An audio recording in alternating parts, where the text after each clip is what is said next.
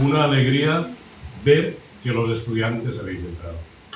De verdad es una satisfacción, porque venir a transmitir algo a una universidad, sin estudiantes la universidad no existiría, ¿no? Creo que sois el alma de lo que debe de ser la educación, la formación del futuro. Tengo que agradecer, ya lo dijimos ayer, a la Universidad de Ciencias Médicas de Guantánamo la hospitalidad, y a la doctora Anselma Betancourt el habernos permitido compartir con vosotros un poco nuestra experiencia. Vamos a retransmitir, o no, sí, bueno, o no, sí, esto va un poco intermitente. Vamos a retransmitir, porque hay algunos colegas españoles que se han inscrito al evento, no muchos, pero bueno, y lo que sí que le he pedido al ingeniero Alejandro es poder dejar grabado esto para que lo puedan visionar luego de forma diferida, porque con el desfase horario entre España y Cuba, pues preferimos que quede ahí y cada uno lo pueda visionar en el momento adecuado. Vamos a hacer un tándem entre Estela Vicens, que como ha dicho la doctora es psicóloga clínica, y yo que trabajo en adicciones desde hace posiblemente demasiados años. Pero yo os voy a contar una anécdota antes de empezar, porque voy a poner, hay bastantes diapositivas, ¿vale? Hay tantas diapositivas que no sé si llegaré a la quinta. El resto tendréis el material para poderlo consultar, porque creo que vale más que hablemos. Os comento. En el año 87, aproximadamente, en mi ciudad, yo vivo en Alcoy, es un pueblo del interior de la provincia de Alicante, en España, en la Comunidad Valenciana. Hay un grupo de alcohólicos rehabilitados, aquí os sonará lo de Alcohólicos Anónimos, si queréis luego lo comentamos. Allí son alcohólicos rehabilitados fundamentalmente, que se habían quedado sin médico y necesitaban a alguien que hiciese una valoración, un diagnóstico, un acompañamiento terapéutico a las personas que llegaban con alcoholismo. Bueno, me hicieron una entrevista, yo estaba sin trabajo, y ¿sabéis qué me ilusionó? Que no me hubiese gustado en mi vida profesional ser un médico que estuviese detrás de una mesa haciendo recetas. Yo no soy administrativo. Entonces muchas veces la medicina, y en España ha sido muy frecuente, ha pecado por el que te van con lo que quieren que les recetes, haces la receta y no llegas a ver ni al paciente. Y para mí el alcoholismo en aquel momento, luego me he dedicado a otras adicciones, me daba la oportunidad de conocer a la persona. Como dice mi amigo Sergio, nosotros lo que debemos de hacer es hablar con las personas, no de las personas.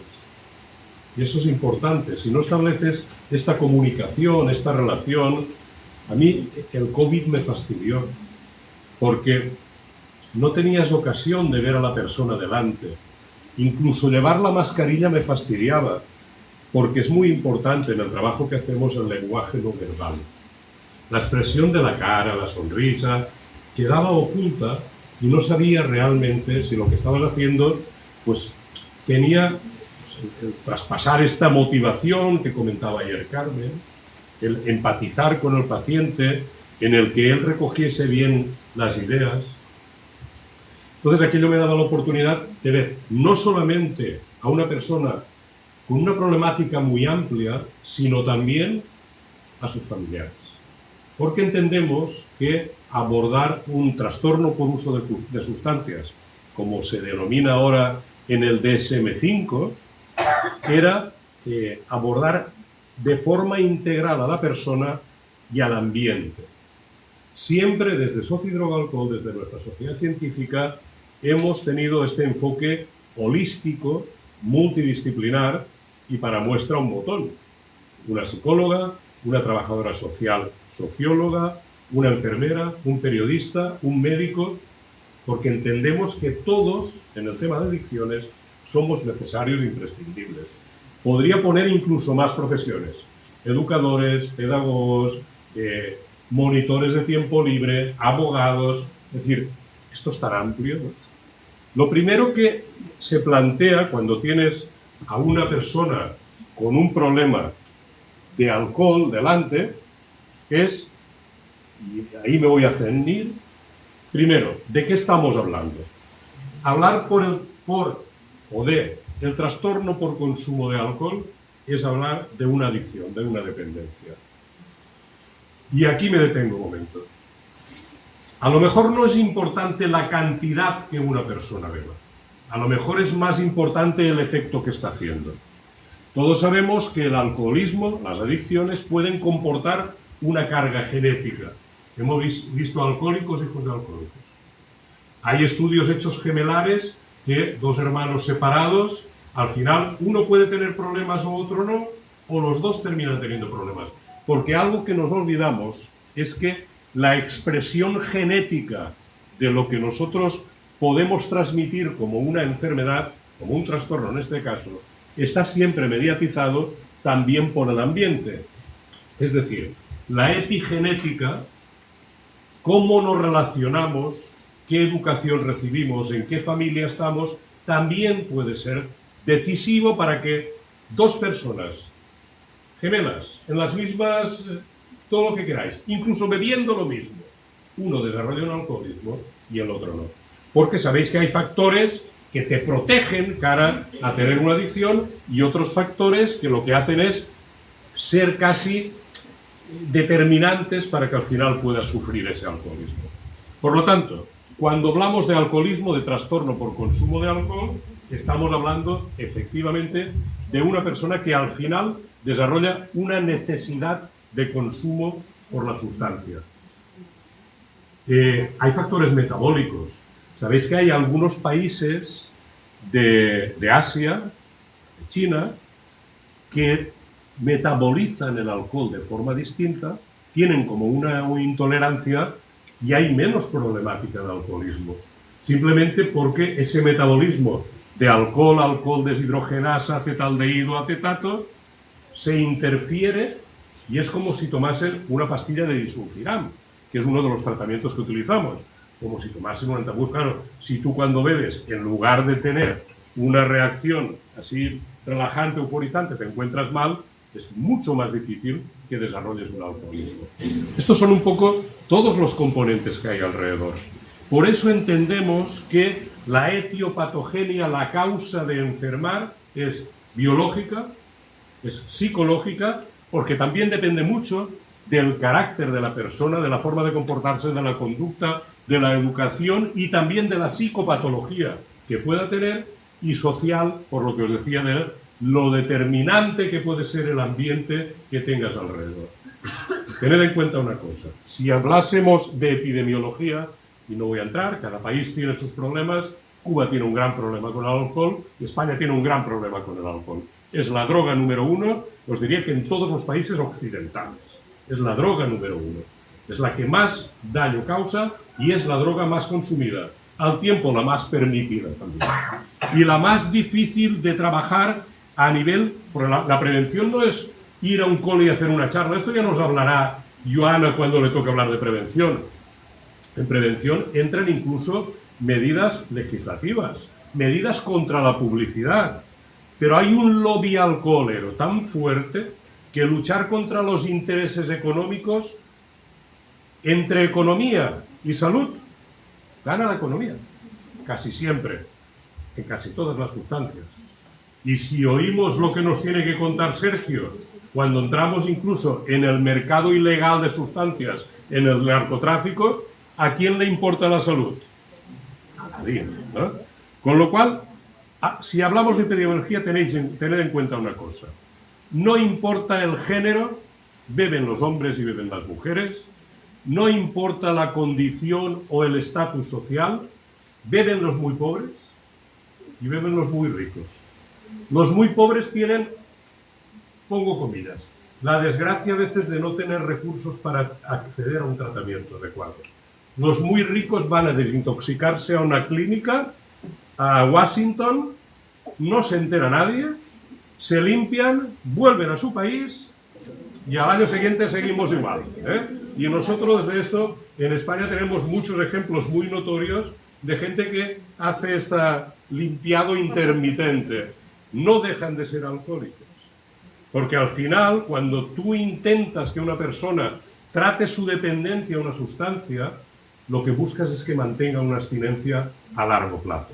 Porque las recidivas son muy frecuentes. Porque el alcohol, como sustancia psicotrópica depresora, actúa en nuestro sistema nervioso central, actúa en el área de recompensa, en el núcleo accumbens y en el área tegmental ventral de nuestro cerebro, y va a afectar a las decisiones que tomemos, porque afecta a nuestra corteza cerebral al final. Y esto hace que cuando una persona, a pesar de que deje de consumir, si se pone en contacto con la sustancia, muchas veces se despierta a aquellos que en anglosajón, los americanos, han decidido denominar craving. El deseo no controlado de consumo, lo podríamos traducir así. De hecho, en el DSM-5, el concepto craving viene introducido como un ítem más para el diagnóstico del trastorno por uso de sustancias. ¿Vale? Problema, que si hablamos de epidemiología, el consumo de alcohol cada vez es más frecuente entre menores. La edad de inicio en el consumo, que al principio es experimental y luego se puede convertir, me da igual en un consumo diario, que en un consumo de binge drinking, un consumo en atracón. Bebedores de fin de semana que denominábamos antes, que ahora son jóvenes de fin de semana que salen a drink to get drunk, beber para emborracharse. Ese es el efecto. Y así, pues me desinhibo, lo paso bien, que entre semana ya me dan la paliza en la universidad. Por lo menos dejadme un día para que... Bueno, este es un poco el concepto, ¿no? Porque todos necesitamos desinhibirnos. Ya hablaremos otro día de si son necesarias las drogas o no para desinhibirse. Pero ahí estamos, ¿no? Y esto puede ser el inicio, porque como buena droga psicotropa que es, te va a provocar una tolerancia, necesidad de consumir cada vez más cantidad para notar los efectos deseados, te va a provocar síndrome de abstinencia y te va a provocar una serie de consecuencias. Si la etiopatogenia era biopsicosocial, las consecuencias serán biopsicosociales. Se afectarán, que además es lo que dice la OMS. La OMS dice que la salud no es solamente la ausencia de la enfermedad y que hay que tratar y tener en cuenta que para el bienestar de las personas estas tres áreas deben de estar equilibradas, porque si no la persona está enferma. ¿De acuerdo? Bueno. Para hacer el diagnóstico, voy por la diapositiva 2, tercer punto. 101. Y para hacer el diagnóstico, claro, os decía, la cantidad no importa. Bueno, la cantidad puede indicarnos si una persona está bebiendo demasiado, ¿vale? Se entiende que cantidades superiores a 20 gramos de alcohol puro al día y 30 en el hombre pueden originar enfermedades físicas. 20 gramos son una copa de ron, son 20 gramos. 2 cervezas, 2 cañas, 2 vasos de cerveza son 20 gramos. Porque hay una diferencia. Las bebidas fermentadas tienen menos graduación que las destiladas. Con lo cual el equivalente de 2 cervezas es un ron, más o menos, ¿no? Pues a partir de... Estamos hablando de consumo diario, no de que salgas un día de fiesta. Esto es distinto, ¿eh? Eso ya me avisáis y me voy con vosotras. Pero este consumo, si es continuado, puede tener relación, en el caso del alcohol, con más de 200 enfermedades distintas, entre ellas 40 cánceres, porque el alcohol puede ser cancerígeno. Cáncer de próstata en el hombre, cáncer de mama en la mujer, es decir, tiene una correlación muy directa. Si además la persona fuma y vamos añadiendo tóxicos, mucho más. Por eso digo que nos servirá un poco de idea el consumo. Esto no quiere decir que el que beba una copa al día vaya a ser una persona con adicción. Calcularíamos que un adicto podría ser una persona que bebe aproximadamente 70-80 gramos de etanol puro al día de forma continuada, ¿vale? Es decir, 7 cervezas o 3-4 copas de ron todos los días. desarrollaría una dependencia de tipo físico, sobre todo, con un síndrome de abstinencia característico por la mañana, ansiedad, temblores, sudoración, náuseas, son pituitas más que vómitos, que ceden si esa persona en ayunas se toma su copa y puede empezar a funcionar, ¿vale? Con insomnio, etcétera, etcétera. Luego tenemos a los que consumen el fin de semana estas cantidades más elevadas, lógicamente, porque el espacio es más corto y ahí estaríamos casi de duplicar la cantidad que estaba diciendo, pero todos los fines de semana. ¿Y el fin de semana cuándo empieza? El viernes, y si puede ser el jueves por la noche, mejor, ¿no? Entonces, claro, tienes 2 o 3 días para consumir una cantidad elevada de alcohol que si lo haces de forma repetitiva en una edad temprana te van a suceder 2 cosas. Primero, si tienes menos de 21 años, aproximadamente, tu cerebro está en desarrollo. Yo siempre pongo un ejemplo que hay gente que le gusta y gente que a mí me encanta. Y es que nuestro cerebro es como un árbol que va creciendo, va desarrollando ramas, no es que tenga más neuronas, pero sí más interconexiones neuronales, y al final tenemos un árbol muy tupido, ¿no? Un árbol bonito. Pero si yo cada vez que veo me cargo conexiones interneuronales, al final, cuando tenga 21 años, no voy a tener un árbol, voy a tener un bonsái. Eso será mi cerebro. Y eso es un riesgo cara al comportamiento, a la conducta, a la memoria. Claro. ¿Esto te va a provocar un problema de alcoholismo? No. Esto te va a provocar un deterioro que probablemente se pueda hacer crónico. Pero si además yo consumo cantidades elevadas de alcohol todos los fines de semana porque necesito desinhibirme, perder la vergüenza, poderte sacar a bailar, cariño, que si no, no me atrevo. Es decir, todo esto, claro, si para romper mis barreras personales utilizo el alcohol, desarrollaré otro tipo de alcoholismo. Un alcoholismo que tiene, sobre todo, un sustrato psicológico mucho más importante y que luego, cuando la persona se quiera o pueda ponerse en tratamiento, tendremos que averiguar por qué está repitiendo ciertas conductas que lo que hacen es autolesionarlo, ¿vale? Entonces, esta sería un poco la idea. Si además de la cantidad puedo tener marcadores biológicos, un análisis de sangre me determina el colesterol, los triglicéridos, las transaminasas, GOT-GPT, gamma-GT, volumen corpuscular medio, transferrina deficiente en carbohidratos. Mirad, ninguno de todos los que os he dicho es patognomónico del alcoholismo. No hay una prueba que yo haga que me salga elevada y te pueda decir, tú eres alcohólica. Eso no lo tengo. Pero si sumo y veo que tengo una gamma-GT elevada, un funcionamiento hepático deteriorado, mi transferrina deficiente en carbohidratos se incrementa, mi volumen corpuscular, que se incrementa también al fumar porque hay una falta de oxígeno, está alto, lo sumo todo esto y además tengo ácido úrico y ataques de gota. Pues bueno, tengo un camino abierto si he visto las cantidades y he visto que hay marcadores biológicos importantes para poder determinarlo. Y luego tenemos cuestionarios. Primero, desde los criterios diagnósticos DSM-5, de la Sociedad Americana de Psiquiatría, o el CIE-11, que es la Clasificación Europea de Enfermedades de la OMS, o bien cuestionarios breves como el CASE, el CBA, cuestionario breve para alcohólicos. Tengo también el MALT, el München Alcoholismus Test, que es mucho más amplio y que tiene una parte objetiva y otra subjetiva, que tengo una serie de ítems que puedo valorar y me va a indicar si esa persona tiene un alcoholismo. Y luego hay un test muy importante que sería de screening, que en atención primaria sobre todo, que es el audit. El audit que tiene una versión corta que no me indica que la persona sea un alcohólico, pero me enciende el semáforo para poder determinar consumos de riesgo que podrían ser tributarios para un alcoholismo. Si sumo todo esto y además tengo la deferencia, el detalle y la obligación de contrastar la información con algún familiar, el diagnóstico lo tengo hecho. Y a partir de ahí tendremos que hacer un tratamiento. Con todas las consecuencias, sobre todo, ya os he dicho, las orgánicas pueden ser las más llamativas en la persona que es un consumidor habitual. El hígado es por donde se metaboliza más del 90% del etanol, por lo tanto las hepatopatías alcohólicas van a ser las más frecuentes, acabo de llegar a cero hace un momento. Y luego el tema del páncreas, las neuropatías, ¿qué parte del cuerpo no se daña con el consumo de alcohol? Ninguna, ninguna.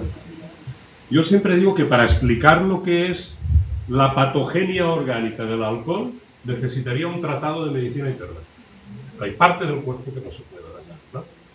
Si además de eso tengo en cuenta que una persona bebedora puede tener un cuadro depresivo, puede tener ansiedad, puede tener incluso un trastorno de personalidad, un trastorno bipolar, es decir, puede tener una patología comórbida, no me oiréis hablar de patología dual, y esto ya haremos un debate del por qué.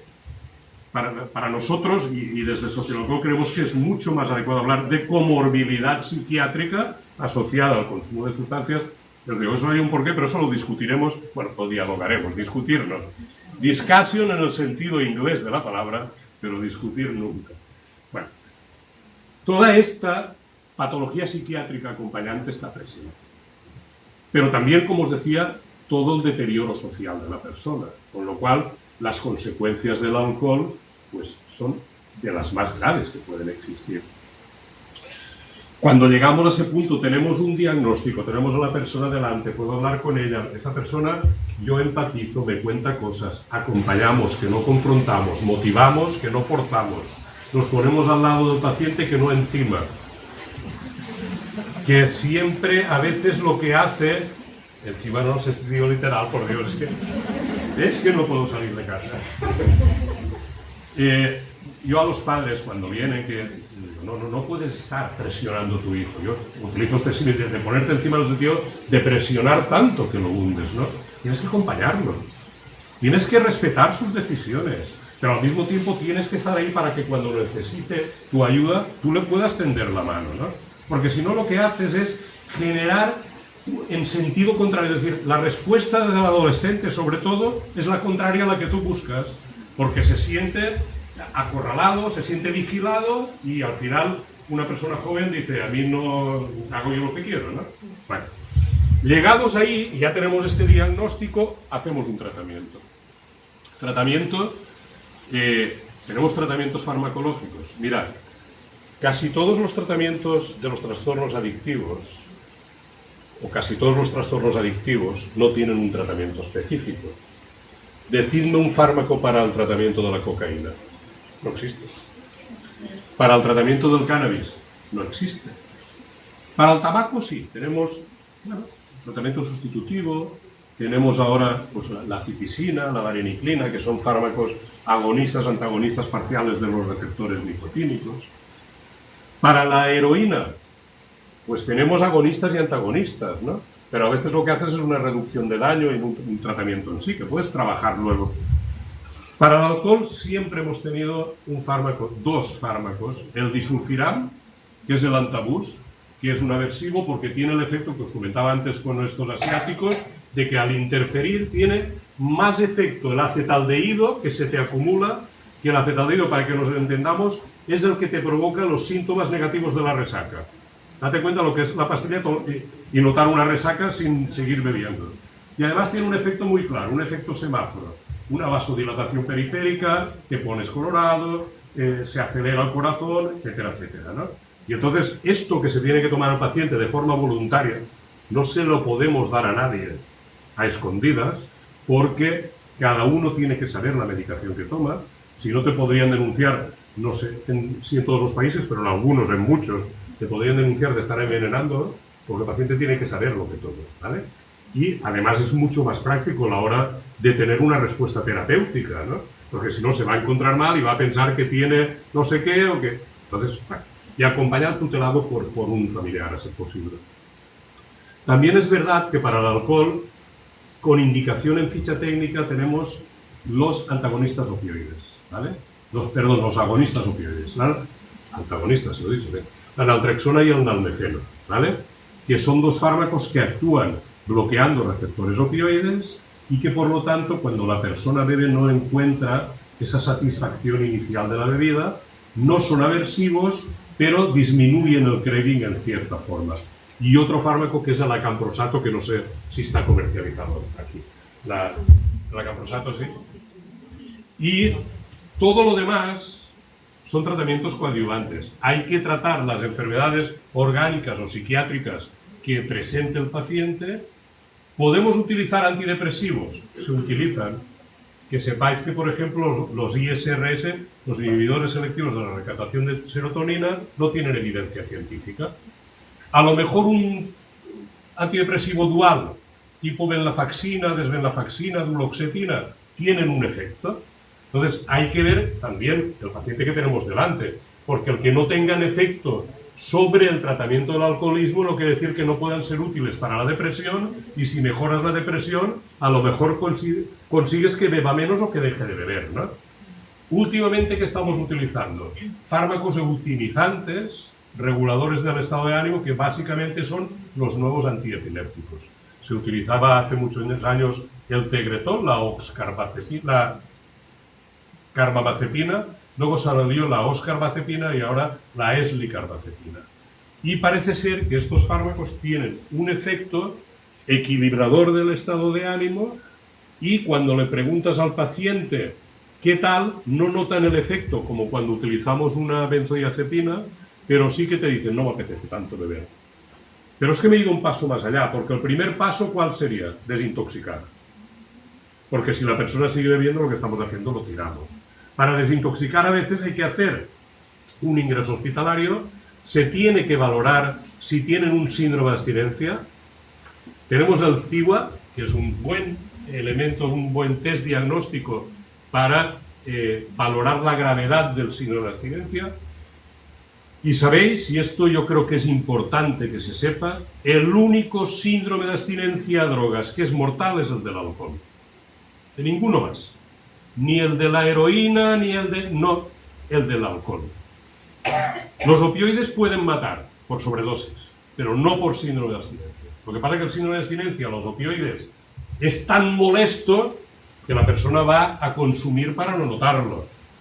Pero el delirium tremens, que es el cuadro más grave de todos, que viene de delirar, de tener alucinaciones y de tremular, de temblar, es el síndrome de abstinencia que, si cuando tú ingresas a una persona ves que empieza a tener dificultad respiratoria, que tiene una bajada de la tensión arterial y le sube la temperatura corporal, cuidado que se nos va.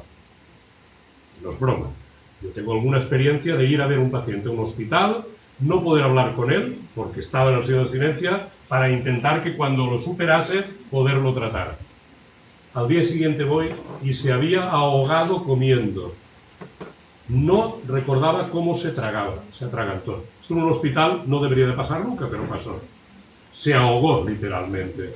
Con lo cual, valoremos bien el cuadro del síndrome de abstinencia, si hay que darle benzodiazepinas, clometiazol, que puede funcionar bien, el distraneurine clásico, un complejo vitamínico B que nos impide las neuropatías, los temblores, etcétera, etcétera, y intentar, en la medida de lo posible, si podemos, que corte, le damos la medicación y luego tratamos con lo demás para que no tenga recaídas, y si no podemos lo ingresamos, pero nunca nos vamos a poner en riesgo la vida de ese paciente.